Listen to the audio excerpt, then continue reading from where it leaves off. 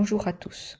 Alors cette petite vidéo a pour but de vous remettre en mémoire quelques notions que nous avons vues l'année dernière, notamment sur les mélanges. Comment se lit cette carte mentale? Alors, le centre, il se trouve ici. Nous avons la matière. La matière peut être soit sous forme de corps pur, si elle ne contient qu'une seule sorte de particules, ou elle peut être un mélange si elle contient deux sortes au moins de particules différentes. Alors vous avez une illustration pour chacun des cas avec le modèle particulaire, mais je ne vais pas insister là-dessus, nous le reverrons plus tard. Donc, quand on a un corps pur, exemple de l'eau, de l'or, un seul type de particules. Si nous avons un mélange, au moins deux types de particules différentes. Ce mélange peut être homogène ou il peut être hétérogène. Ici, un mélange homogène sera par exemple illustré par l'eau et le sirop. On ne distingue ni l'eau ni le sirop une fois que nous avons mélangé, c'est donc un mélange homogène.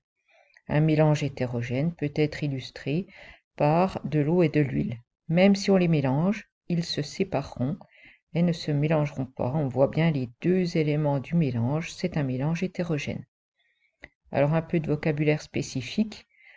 Quand il s'agit d'un mélange avec des liquides, on va appeler ça deux liquides miscibles. Et si ces deux liquides ne se mélangent pas, ne forment pas un mélange homogène, on va parler de liquides non miscibles. Nous avons également beaucoup travaillé sur la dissolution l'année dernière. Une dissolution est le fait de mélanger un solvant, qui sera liquide en grande quantité, avec un soluté. Ce soluté peut être solide, liquide ou gazeux. Il sera en général en petite quantité. Et l'ensemble des deux va former un mélange homogène que l'on appelle une solution. L'année dernière, nous avons également vu qu'on ne pouvait pas ajouter une quantité de soluté infinie dans une solution. À un moment donné, ce soluté ne se dissout plus. On appelle ça la saturation.